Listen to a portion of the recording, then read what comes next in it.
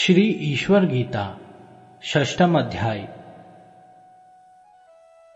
श्री शंकर भगवान ने कहा, हे ऋषियों, वेद वेत्तागण जिस प्रकार से परम स्थान में विराजित ईश्वर का महात्म्य वर्णन करते हैं, उसे हम यथावत यहां से आगे वर्णन करते हैं।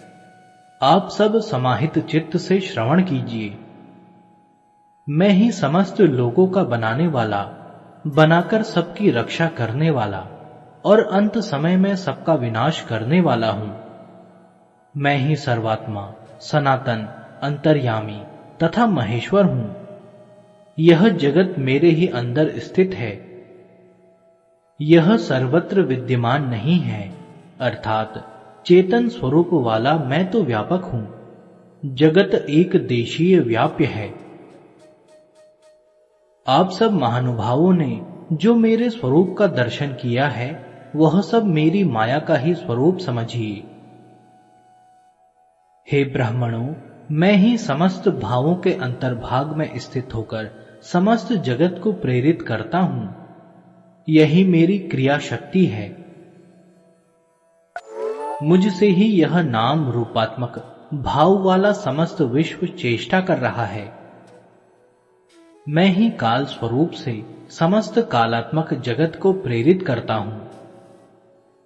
हे मुनि श्रेष्ठों, मैं अपने एक अंश से समस्त जगत को बनाता हूं, एक अंश से स्थिति और एक अंश से संहार करता हूं।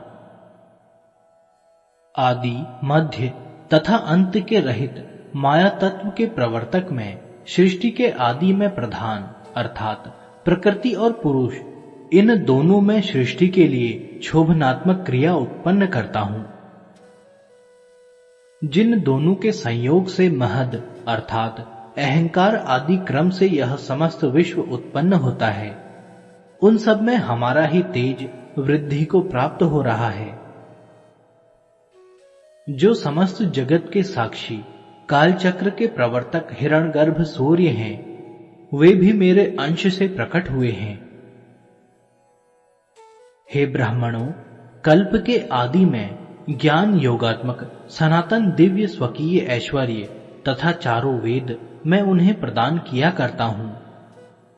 वह ब्रह्मदेव मेरी सत्ता से सत्तावान होकर तथा मेरे नियोग से दिव्य ऐश्वर्य के स्वयं ज्ञाता होते हैं।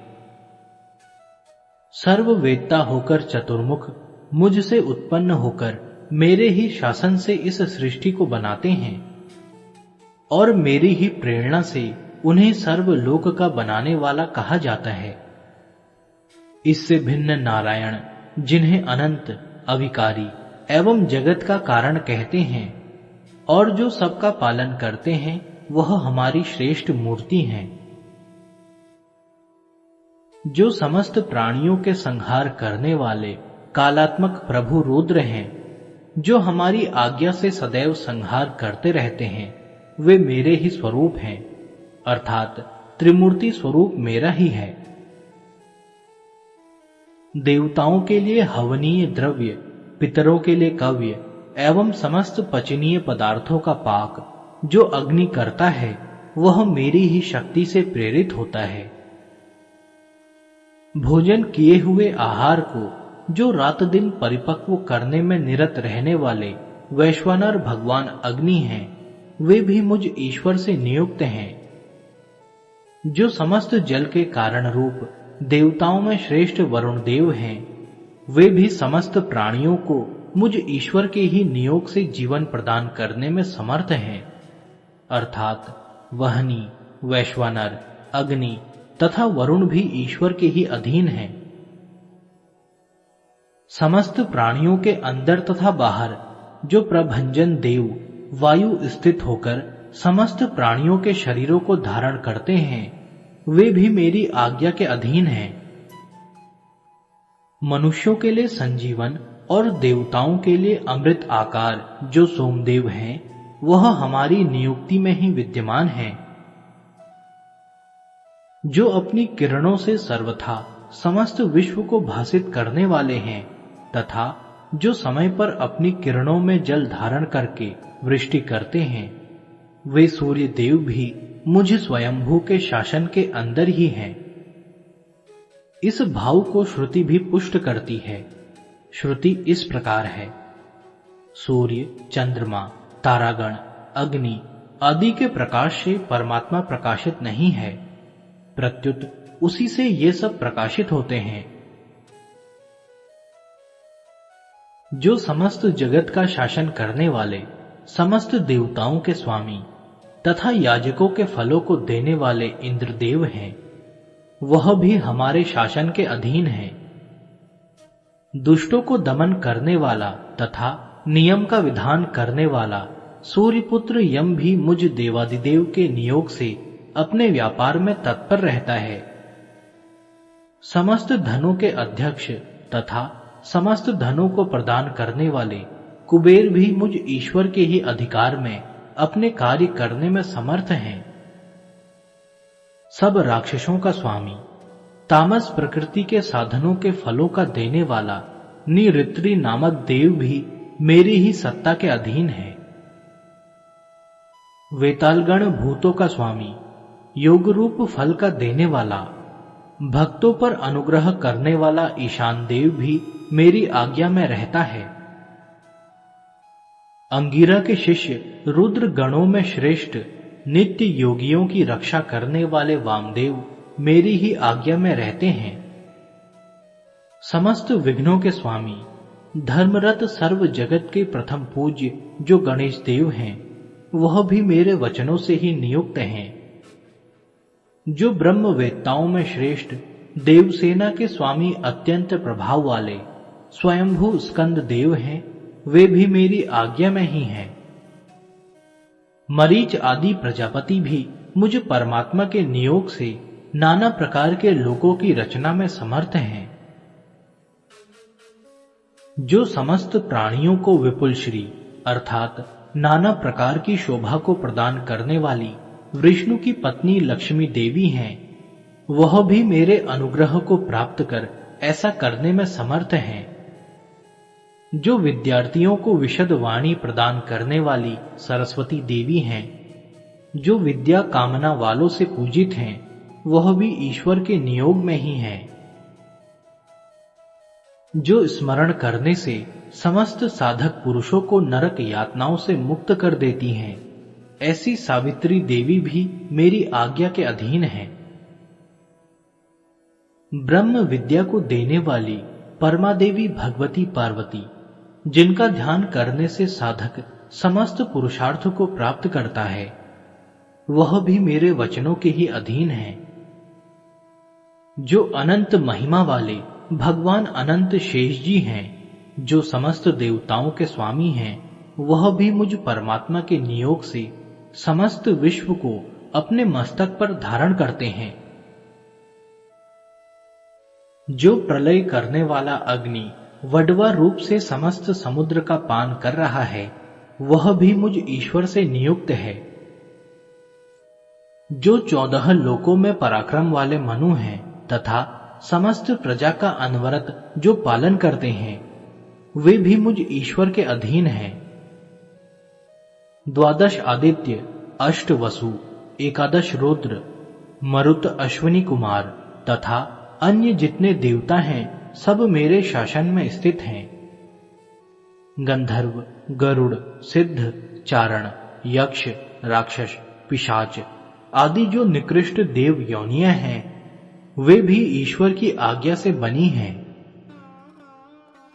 कला, काष्ठा, निमेष, मुहूर्त, दिन, रात्रि, ऋतु, पक्ष, मास आदि सब मुझ प्रजापति के शासन में स्थित हैं।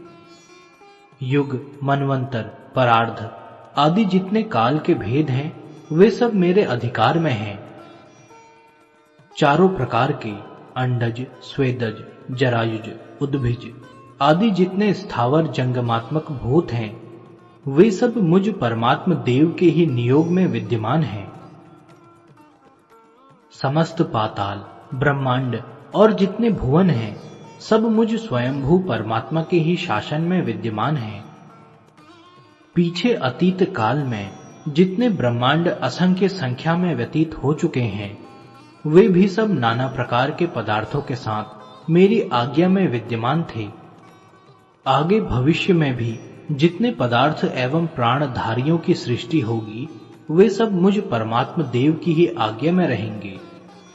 अर्थात तीनों कालों में ईश्वर की सत्ता एक सी ही रहती है। भूमि, जल, अग्नि, वायु, आकाश, मन, बुद्धि और आदि प्रकृति से ये सब मेरे शासन में विद्यमान हैं। जो समस्त जगत को मोहने वाली तथा सब जगत को उत्पन्न करने वाली माया है वह भी मुझ ईश्वर के नियोग में है। जो देहधारियों के मध्य में द्योतनात्मक पुरुष जिसे कहा जाता है वह आत्मा भी मुझ ईश्वर के नियोग में विद्यमान है। मोहरूप कीचड़ को धोने वाली वह पवित्र बुद्धि जिससे साधक तदपद अर्थात परमात्म पद का साक्षात करता है मुझ ईश्वर के अधीन ही है। कहां तक कहा जाए यह सब जगत मेरी शक्ति का ही विलास है। मैं ही इसका प्रेरक हूं तथा अंत में मेरे ही अंदर यह सब लय हो जाता है। मैं ही भगवान ईश स्वयं ज्योति सनातन परमात्मा ब्रह्म हूं। मुझसे अन्य और कोई नहीं है। हे मुनियों, यह परम ज्ञान मैंने आप सबको सुनाया। इसे जानकर प्राणी जन्म संसार के बंधन से मुक्त हो जाता है। श्री ईश्वर गीता 7वां अध्याय। हे ऋषियों, आप सब परमात्मा के प्रभाव को श्रवण करें, जिसे जानकर मनुष्य मुक्त हो जाता है और पुनः संसार चक्र में नहीं आता। ब्रह्मा विष्णु आदि से परे सनातन निश्चल अविकारी नित्य आनंद स्वरूप वाला निर्विकल्प आत्मक ब्रह्म का स्वरूप है, वही हमारा परम धाम है। वेद वेदताओं में स्वयंभू चतुर्मुख ब्रह्मा मैं ही हूं। मायावियों में सबसे पुरातन देव हरि मैं हूं। योगियों में अव्यय स्वरूप शंभु हूं। स्त्रियों में भगवती पार्वती हूं। आदित्यों में विष्णु, वसुओं में पावक हूं। रुद्रों में शंकर, पक्षियों में गरुड़, गजेंद्रों में ऐरावत तथा शस्त्र धारण करने वालों में रामचंद्र मैं ही हूं। मैं ऋषियों में वशिष्ठ, देवों में इंद्र, शिल्पियों में विश्वकर्मा, राक्षसों में प्रहलाद, मुनियों में व्यास, गणों में विनायक, वीरों में वीरभद्र और सिद्धों में कपिल मुनि हूं। पर्वतों में मेरु, नक्षत्रों में चंद्रमा, हथियारों में वज्र तथा व्रतों में सत्य मैं ही हूं।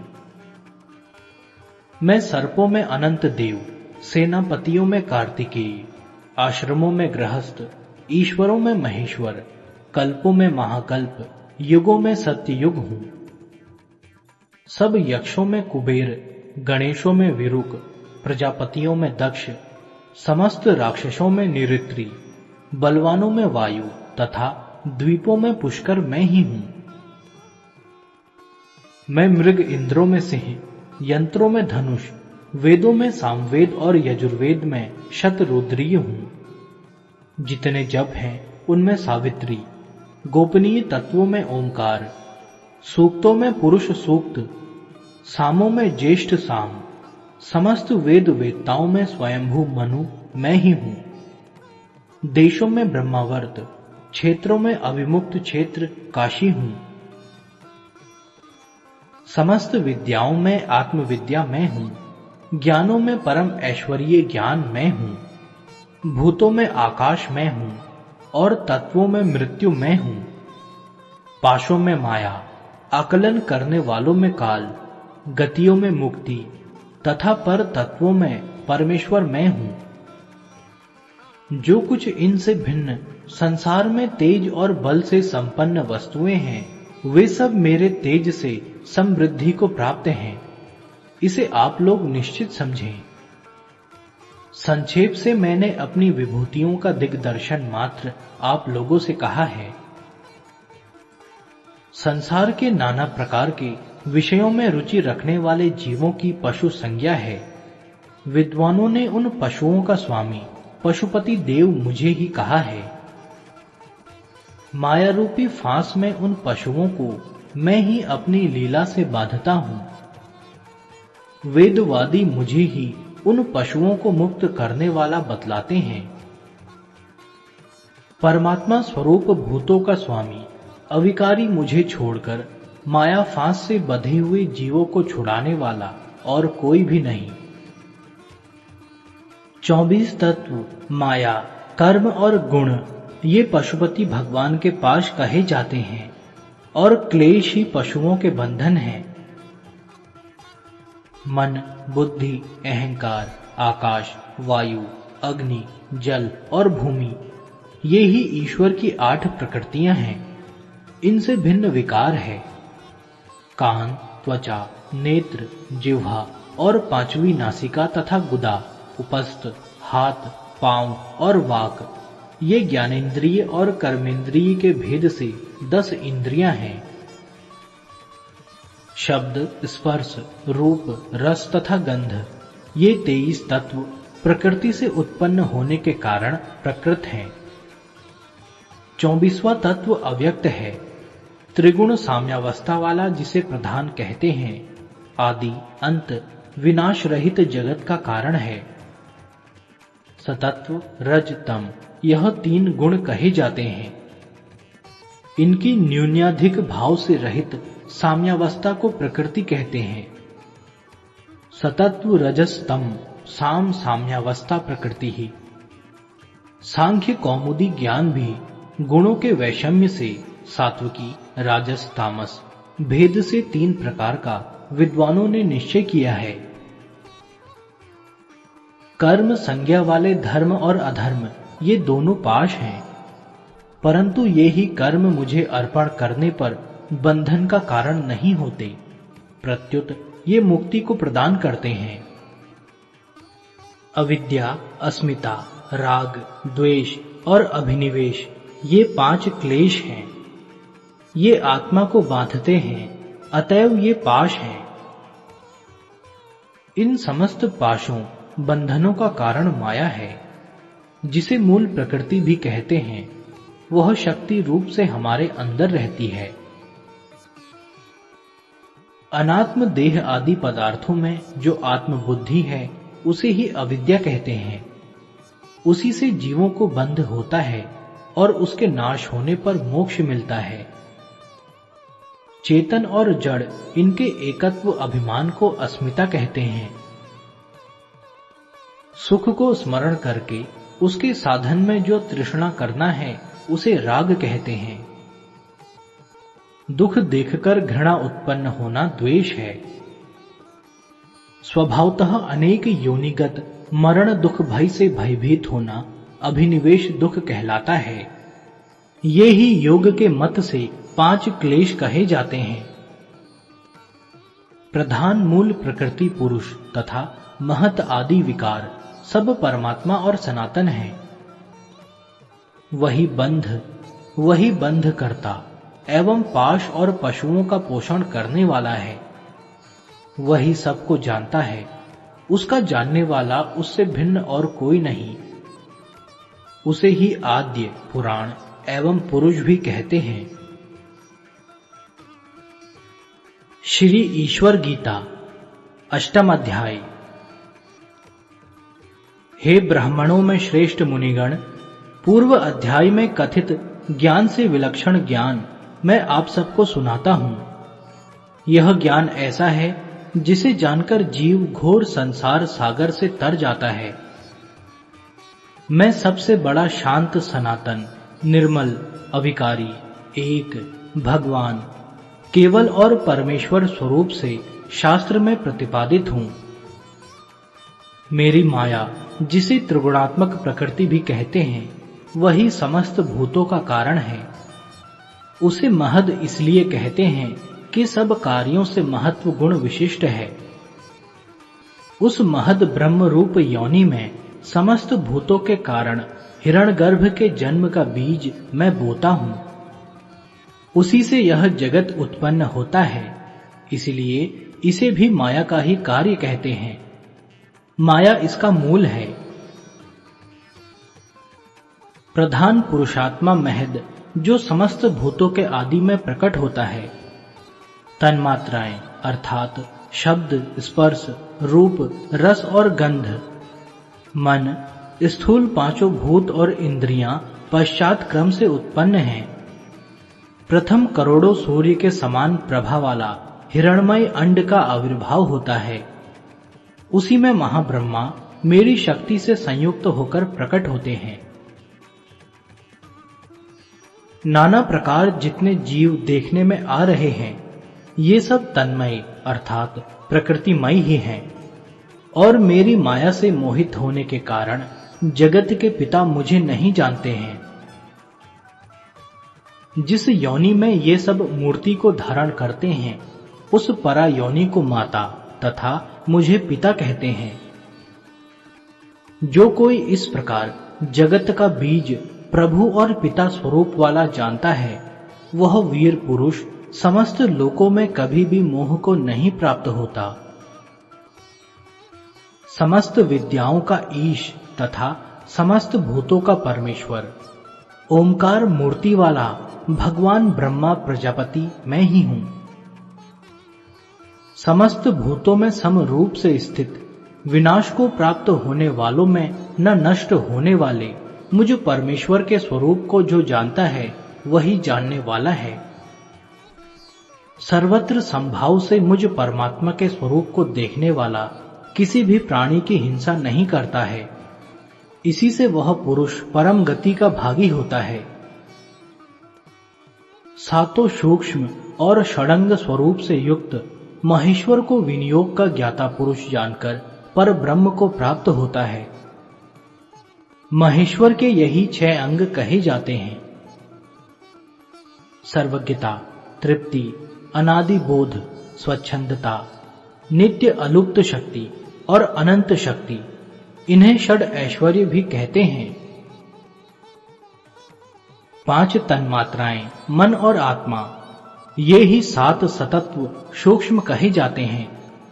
इनका हेतु प्रकृति वही प्रधान है, उसी के द्वारा बंधनादि होते हैं।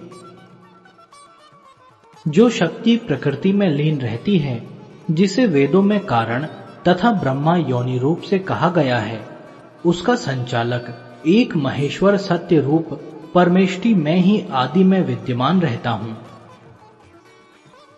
सब में बड़ा होने से ब्रह्मा, समस्त भूतों के साथ व्यापक रूप से योग रखने से योगी, जीवात्माओं से उत्कृष्ट होने से परमात्मा, गुण विशिष्ट होने से महियान आकाश में भी व्यापक, वेद से ही जानने योग्य, सबसे प्रथम होने से एकमात्र पुराण, जगत का लय होने से रुद्र, प्राण वियोगानुकूल व्यापार का नियामक होने से मृत्यु, स्फुट न होने से अव्यक्त, सबका मूल कारण, सर्व स्वरूप वाला एक देव, वही सब रूप से कहा जाता है।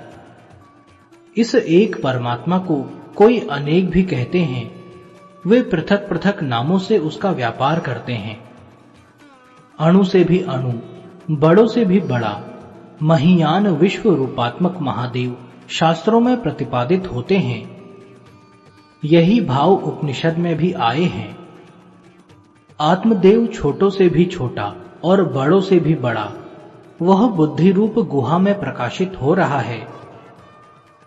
संकल्प रहित वीत शोक मनुष्य ही धातुओं के विकार से रहित होकर उसकी महिमा को देखते हैं।